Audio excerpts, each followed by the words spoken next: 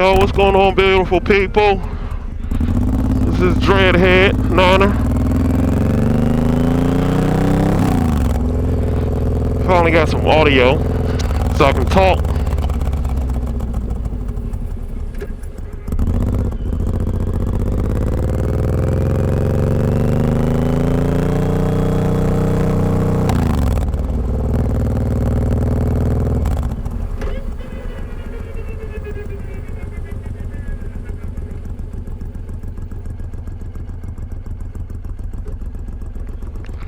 Pause.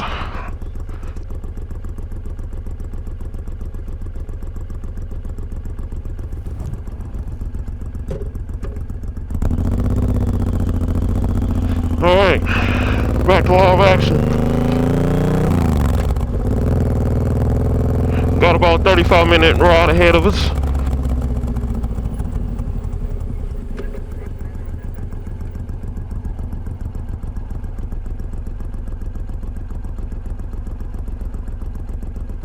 And I know I've done quite a few videos with no real audio. So I think I'm gonna take this commute time to talk to you about my experience in the M109R. I purchased this 2017 in March of 2018, so just over a year. And a little disclaimer, this is my first bike. Yes, that's right. People look at me crazy every time I say that, with legitimate understanding, because this is not a typical first bike. It's not a typical beginner's bike. It's a very powerful bike, and it's a heavy bike. Just coming in, I believe, just under 700 pounds. And so why did I get this bike? Well, for many years I wanted a bike. I didn't know what I wanted. I just knew I didn't want a crotch rocket. I'm too old for that. I'm 41 right now. But I also knew I wanted to have a little bit of fun. You know, I missed the crotch rocket years, but I didn't want to jump right into a bagger. And I'm not really looking to go long distance, so I didn't want something for the long haul. So many years ago I started to look at the M109, and it became a serious contender pretty quickly when I started comparing it to other bikes. Now last year, or should I back it up some? Many years ago I started looking at bikes, and my wife was like, just wait till the next year. And I did a few times, and then last year when I turned 40, I said, this is the year. Now I didn't want to get a beginner bike and then try and resell her on the idea for next year or 2 years from then on buying a bigger bike. So I had one shot at this. One shot. So I went for my dream bike. Now, it wasn't the intention to go out and buy it when I bought it last year. I was just looking, and I discovered how difficult it was to find the one I wanted. I wanted the blacked out version. So I started looking on the classifieds and really couldn't find any. So when I did find one, about an hour and a half, 2 hours from here, I sent an inquiry into the dealer, and it was just before weekend, and he said, listen, if you don't come and get it before the weekend comes, it's going to be gone. And I figured that to be true because I couldn't find any. So get this, y'all, I didn't even have a license yet, a motorcycle's license yet, but I knew I wanted this thing. And if you know me, once my eyes are set on something, it's over. So I called up one of my buddies who's been riding for many years, giving me a lot of input on this bike and riding in general, and he helped me out. So 2 days later, we headed out to Winchester, Virginia, and I bought the bike. Bought the bike on I think it was a Saturday. Yeah, I bought the bike on a Saturday. I started my motorcycle class the night before, And Saturday was going to be the first classroom, the road portion of the course. So I did that all that weekend. It was Easter weekend. It was nice out, and I got real comfortable on those 250s that they train you on. And the day that I graduated, and they gave me my temporary permit, I went home, pulled the bike out the garage. I was like, I'm ready. Oh, what a surprise. No, I was not ready. I jumped on this beast, and that throttle was twitching in comparison to the 250, of course. And this is an 1800cc bike, you know, and it's tuned to go. It's got a lot of torque, a lot of bottom end. So I got used to that pretty quickly, but the corners, man, trying to take a corner and give it a nice even throttle, and that was a challenge. So, you know, being 40 years old, you've been out on the road a lot, just driving cars and so forth. So there's a certain level of maturity that comes with that. So that's the one thing I think that saved me, was that I had that on my side. I knew my limitations. You know, I wasn't trying to get out here and do anything crazy. So I just took it easy for the first 2 weeks and stayed in the neighborhood, just getting familiar with the bike. And once I got familiar with the bike, I just started to spread that radius out a bit and travel a little further until I got a little bit more comfortable. And then I decided one day to drive my bike to work all highway. You know, speed limit was about 65 on that particular highway, is express lanes, and what a shock. Yeah, that is nothing like, you know, maintaining city limits, even on freeways such as this one. You know, this gives you a false sense of comfort, because when you get out there and everyone else is in a hurry to get to work and you're paying all that money to be on the express lane, 65 miles an hour is the limit, but no one's doing that. Oh no, they'll ride all up on you and you feel like you're going. And that's when I discovered too that the speedometer is about 5 miles off. It's slower than what you're really doing. So while I'm thinking, well look, I'm going 70 miles an hour, guys. No, I really wasn't. It's going more like 65, 64 miles an hour. So I was really holding up traffic. And you know, people say ride your ride, and that's great. That's great. But it's a whole different story when you're on the highway and the traffic is just piling up. So I just had to bite down and just grind it out, and I pushed through it. Okay, I just got a warning on my way. The police are reported ahead. How fast are we going? Okay, well, not too bad. So yeah, I made it there. It wasn't the best day. My temporary tag, vibrated loose, so I was missing a bolt. Luckily, one of my coworkers had a zip tie. So I really wasn't looking forward to the ride home. And once I got, you know, I was thinking about it all day at work, couldn't focus, and then I got on that beast on the ride home and headed back on the highway. It wasn't as congested, and I knew that I had to keep up, so that wasn't a problem. However, the direction that I was traveling into the wind, as you can see, there is no fairing on this bike, and it looks beautiful that way. But as a beginner, and all of that wind hitting you in your chest and bobbling your head around like a bobblehead, it was kind of scary. I'm not gonna lie. You hit those corners on the highway and it feels like the wind is just gonna tip you over. So I you know, just got down on that gas tank and just made it through. And then later on that day, I went home and bought a V-string to keep some of the wind off of me, and it did work. It gave me a lot more confidence on the bike. Fast forward to this season, I really didn't like the look of the V-string. It was taken away from the nice headlight cowl that the engineers came up with for this bike, so I took it off. Now, I'm not knocking anyone who has it. It is great. It's functional, especially if you do a lot of highway riding. But that was not my goal for this bike. You know, I just wanted to have some fun on the weekends and utilize the bike to commute every now and then. I'm in the DC metro area, so there's a lot of traffic. So I really anticipate commuting a lot, because I don't enjoy sitting still on a summer day when it's heat index of 100 degrees outside. So I took that off this year, mostly for aesthetics. And I got on the bike and I realized that over the last season I was pretty confident, and that wind didn't bother me at all, and I felt better on the bike, so I just left it off. And was also getting in the way of the GoPro footage. It's pretty much right at the level of the GoPro, and it's tinted, so you really couldn't see anything.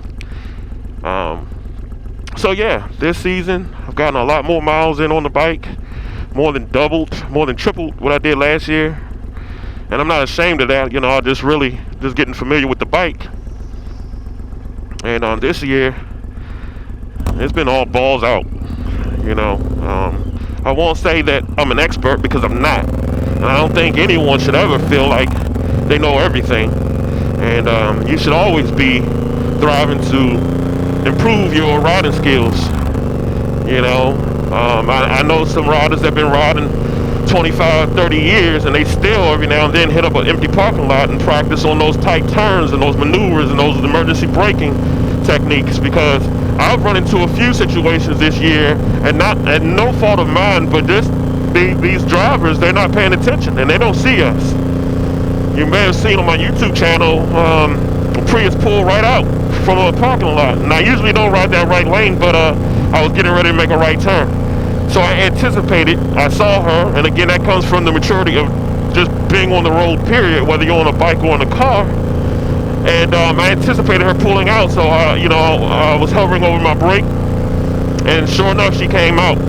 I gave her a good honk, but I saw her the entire time, and then she just froze right there in my path. But I already planned for it. I had an exit strategy, and I was able to get out of that situation. 5 minutes later, pickup truck decided he wanted to make a left turn at the last minute and slammed on his brake when we were at speed. And I was right behind him, and my back wheel locked up. I didn't feel that I applied the brakes that hard, but apparently I did. And immediately I realized it and released them, and applied the brakes again. If you know anything about this M109R, it's a beautiful bike, it's a powerful bike, and the reason that you can get it at such a great price point is because a lot of the electronics that you get on modern bikes, such as ABS and traction control and all of those other electronics, you do not get on this bike. You do not get those. You do not get cruise control. But guess what? It's perfect for me. I didn't want to spend the money of another brand that everyone knows so well, so there's no need for me to shout them out. And those are beautiful bikes as well, but this was in my price point, and it does exactly what I needed. So anyway, going back to that pickup truck, I reapplied the brakes, and I was closing in too fast. And I just envisioned myself landing in the back of this man's pickup truck. Again, no fault of mine. However, I knew that I had one vehicle in my right lane, and as soon as they passed, I was able to swerve and avoid the collision. And then after I reviewed the footage that I captured on my GoPro, I saw in my mirror that there was a car closing in on the back of me very fast during that entire incident. And as soon as I moved, they almost hit the pickup truck. So even if I had ABS, even if I was able to come to a complete stop and avoid that truck, that car behind me would have sandwiched me. It would have just sandwiched me. And then, obviously, there's no airbags on bikes. There's no fender benders on bikes. You get hit, you're going down, most likely. So I say all of that to say you never stop. You never stop learning. I look at a lot of YouTube channels. I look at a lot of motorcycle wrecks. People say, "Why do you look at that?" And it's not for entertainment. It's for learning purposes. I learn from other people's incidents, whether it was their error or not. Gives me indications that these are real life scenarios. This isn't classroom textbook. Someone made this stuff up. This stuff actually happened to these riders, and this is homework for me. So I constantly study, and I look at my own GoPro footage and see what I could have done better in turns, how I entered the turns, how I exited turns. And what works for me is not going to work for everyone. This bike is its own character. While you get the power and torque, and you may feel like you're on a crotch rocket, you're not. It's a heavy bike.